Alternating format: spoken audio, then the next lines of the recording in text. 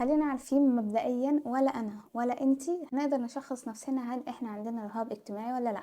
لازم حد مختص.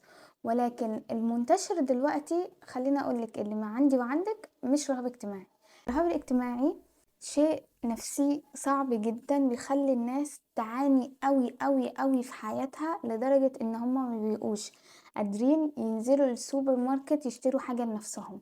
بتوصلنا للاكتئاب، يعني ممكن حد وهو بيتشخص اكتئاب يكتشف ان هو في الاساس كان عنده رهاب اجتماعي، كان عنده كذا كان عنده كذا. فاهمين قصدي؟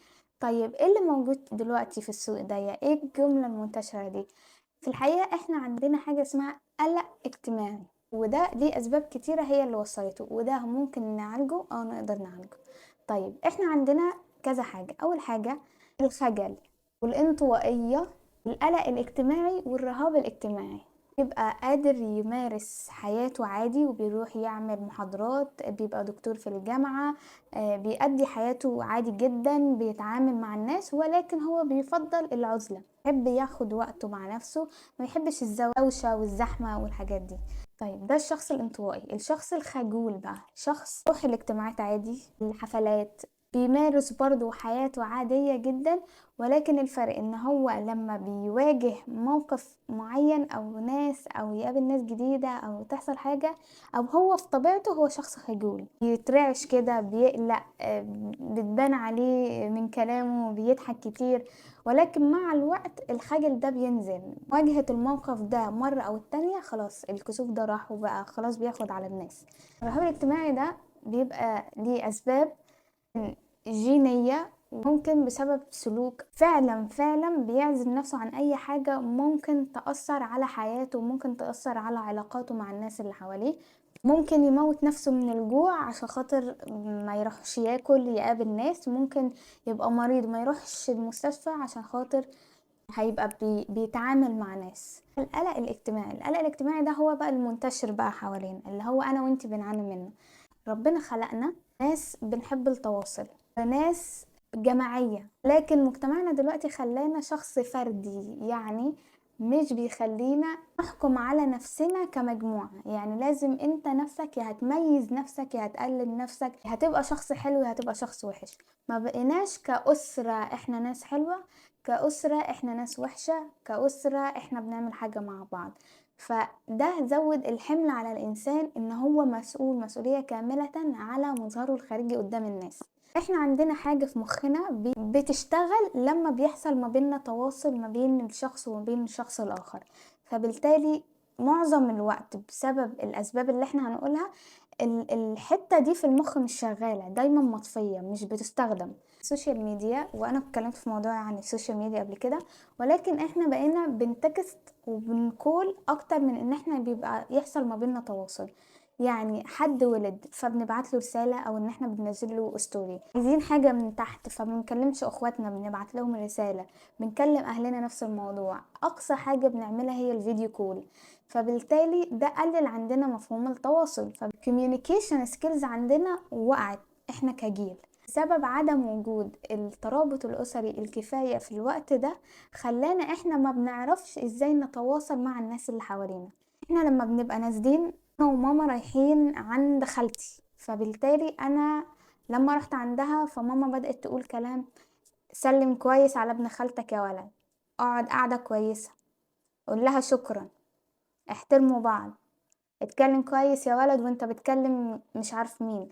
فبالتالي احنا بقينا خايفين ان احنا نبقى في حاجات اجتماعية ما نعرفش فيها نتعامل، فبالتالي نبقى منفرين او ان يتقال علينا ان احنا ناس وحشة. اصدقاء، انا اتعرفت على شلة جديدة في المدرسة، فانا ما كنتش نفس الستايل بتاعهم. احنا بيتنا متحفظ شوية، هم ناس open mind قوي، فلما جيت رحت عندهم استغربوا جدا من تصرفاتي فما بقتش عاجبهم فنفوني. فبالتالي بقى عندي المشكلة دي، فبقيت ان انا اخاف ان انا اتعرف على ناس جديدة انا برضو ابقى بالنسبة لهم مش الشخص الحلو، مش الشخص الفاني، مش الشخص اللي بيحبوه.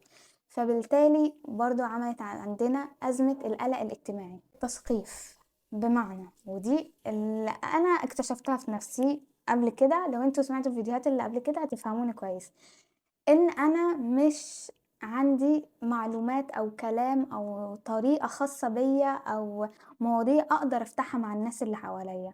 فبالتالي ده بيخليك خايف انك تعمل برزنتيشن، خايف انك تقف قدام ناس تتعرف على ناس جديدة، يبقى عندهم لغة حوار مش عندك، بيتكلموا في التاريخ وانت عميح، بيتكلموا انجليش وكلامهم كده وانت اصلا ما عندكش اي كلمة انجليش عارفها وما الى ذلك. فدي برضو بتخلينا خايفين ان احنا نقابل ناس او ان احنا نبقى مع ناس، فبنفضل ان احنا نكون لوحدنا. هل ده شيء غلط على صحتنا؟ غلط على صحتنا الجسدية وصحتنا النفسية. زي ما قلت ربنا خلقنا للتواصل، وده يعني يخلينا اشخاص سلام نفسيا. انتوا عارفين الطفل الصغير البيبي اللي هو اول ما بيبدأ 8 شهور لما بيشوف اي حد غريب جاي يزورهم يقول لهم كوتي كوتي ازيك، يروح يعيط يروح لامه. بالظبط احنا دلوقتي بنعمل كده بس احنا كبار. ليه؟ لان احنا ما تعودناش ان احنا نواجه الناس بشكل كتير. اتعودنا ان احنا الناس بتعمل كل حاجة لوحدها، ما عندناش التيم وورك، ما عندناش الكوميونيكيشن ان احنا زي زمان بنروح نقابل خالتنا عندنا المصيف بنروح كلنا كعيلة. احنا صغيرين في المدرسة كنا دايما مع بعض، عكس ان احنا بنروح برضو بنعمل تيك توكس وحاجات. وحاليا احنا بقى سهل علينا ان احنا نقابل ناس جديدة وغريبة واول مرة نعرفها كل يوم في المواصلات، في المدرسة، في الكلية، في الشغل. احنا مش مارسين ده من احنا وصغيرين، فبالتالي احنا ظهر علينا واحنا كبار. لكن طول ما انت عندك صحاب، طول ما انت بتعرفي تتعاملي مع ناس معينة، طول ما انت قادرة تعملي حاجة، فبالتالي احنا ناس زي الفل. ولكن احنا كبشر طبيعتنا بنميل للناس اللي زينا، فبندور عليهم. فممكن انت مع ناس وما بتعرفيش تطلعي من غيرهم، لكن عشان انت ما عندكيش الناس دي فانت مش قادرة تطلعي او تروحي اي مكان، مش عايزة تعملي اي حاجة لوحدك. طيب احنا لما هنيجي نعالج ده ما بيننا وما بين نفسنا، هل احنا هنقول لا خلاص ده قلق اجتماعي فيلا بينا نروح نواجهه مرة واحدة؟ لا. الاهالي اللي بيبقى عندهم طفل انطوائي فبيقعدوا معاه وبيحاولوا يقولوا له ان هو لازم يكون اكثر انفتاحا، لازم تبقى بتتكلم مع الناس اكتر من كده، وهو انطوائي. هي الشخصيات يا اجتماعي يا انطوائية، ناس في النص. فطول ما احنا بنقول لاولادنا لازم تبقى اجتماعي اكتر من كده وناخده غصب عننا للحاجات اللي فيها ناس كتيرة، فبالتالي احنا بنزود عنده المشكلة اكتر. بيحس اول حاجة ان هو في حاجة غلط. فعش نحط نفسنا في المشكلة صد كده نواجهها، لازم نبقى بالتدريج بنحاول نفهم نفسنا او ان دي حاجة طبيعية نورمال فينا، فبالتالي بنتقبلها. بقى نحل مشكلة الرهاب الاجتماعي يا ايمان، هنحله ازاي؟ اول حاجة عشان خاطر احل الموضوع ده لازم اواجهه بالتدريج. انا بخاف، ولكن انا دلوقتي فهمت ان هو قلق اجتماعي، فانا الحمد لله اقدر اعالجه. هعمل ايه؟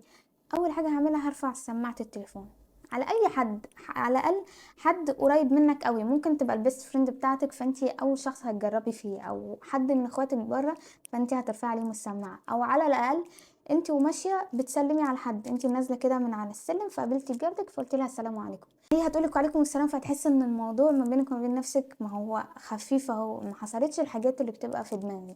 احنا هناخده بالتدريج، هنبدا بالسلام ومكالمه تليفون، شوية شوية شوية شوية لغاية ما الموضوع يبقى كومبليتلي زي الفل عندنا، بنقدر نواجه وبنقدر نعمل البرزنتيشن وبنقدر نكون في وسط ناس جديدة. انا هتدرب في البيت لما اقابل ناس هعمل ازاي اخلي ناس جديدة بتكلمني. انا هبقى اعمل فيديو في الموضوع ده، ازاي لما ابقى قاعدة مع حد جديد ازاي هو يبقى منجذب للكلام معايا. وهبراكتس ده ما بينه وما بين نفسي في البيت، ما بينه وبين نفسي وانا داخله الاوضه بتاعتي، فهعتبر نفسي اول مره ادخل المكان ده، فهبراكتس كده وهشوف ازاي هقدر اعمل ده. فبالتالي لما هاجي ادخل المكان مش هتبقى غريبة عليا ان انا عمالة داخلة الثقة وببص حواليا، تبقى غريبة عليا لان انا اوريدي عملتها في البيت، فحسيت اني تمام كويس. فلما هاجي اعمل ده قدام الناس هيبقى بالنسبة لي زي الفل. وهل الممارسة في البيت مهمة جدا؟ بتفرق جدا. ايوه بتفرق جدا. كمان احنا هنعمل ادارة لافكارنا، بمعنى ان طول ما انا بقول ده الناس هتبص عليا، ده الناس هتحكم عليا، ايه ده هيبقى شكلي وحش قوي، هيبقى الكلام اللي احنا بنقوله ما بيننا وبين بعض ده هنديره. وهنبدأ نقول لنفسنا، ودي الحقيقة، ان محدش اصلا مهتم بينا، محدش مهتم بأي حد يعمل اي حاجة، محدش مهتم اذا كنت انا بغلط وانا بعمل فيديو اليوتيوب ده، محدش هياخد باله، محدش بيركز مع التفاصيل الصغيره دي. فانا مش محور الكون ولا فلان الفلاني عشان خاطر يبقوا مركزين انا كل صغيره وكبيره بعملها ازاي.